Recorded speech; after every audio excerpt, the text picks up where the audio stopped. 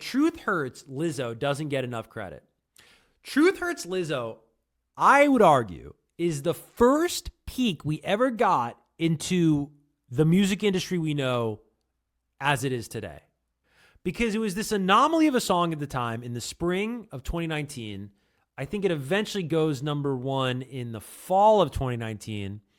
But I will never forget, second season on TRL, Lizzo comes by, and you can probably find this somewhere on YouTube, comes on TRL, and she promotes Juice, the song called Juice. Blame it on my juice, something like that. I remember the video was like, she's on an 80s talk show or something. I think we may have played a game that day involving juice or working out or something to that effect.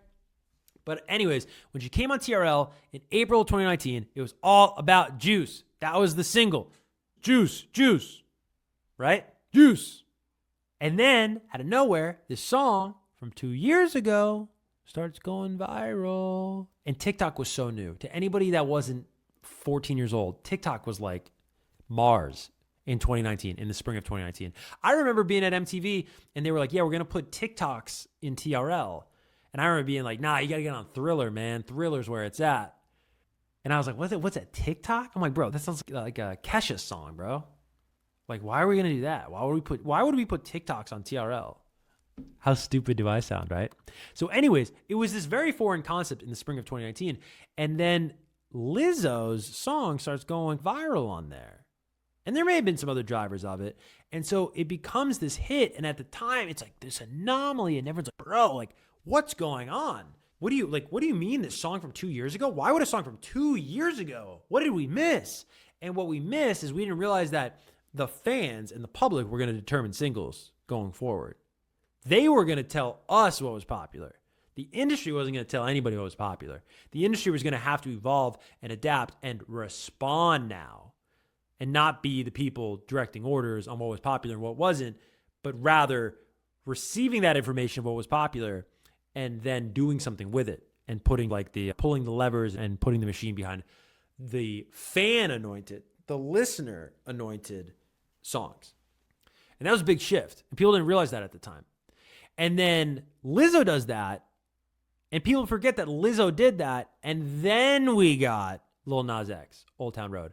And then we got Doja Cat, Say So, all driven by this TikTok phenomenon. And boy, was it a phenomenon. If you weren't there, TikTok is still probably the most powerful discovery tool for music in media today and in content today. But that was next level, bro.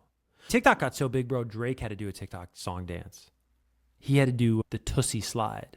I think Tootsie was like a guy who danced on TikTok. Forgive me, I'm not familiar with Tootsie's game. But he had to try to make it sound like he was like sliding like on an op. He tried to make it sound like, he tried to use that double entendre for what slide meant.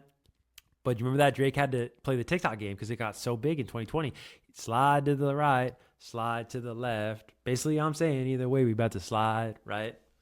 It was a masterful lyrical job by Drake, but he still had to play that game. And it was just, TikTok was just potent at that time. Potent at that time. He made hits out of songs that people forget about now. Arizona Zervis, Roxanne, All She Wanna Do Is Party All Night. Remember that? That was a big TikTok song. Pow Fu, Coffee for Your Head, big TikTok song. Those were huge TikTok songs. It was really big. But Lizzo, Truth Hurts, I think was the first ever TikTok song. That's what I'm willing to say.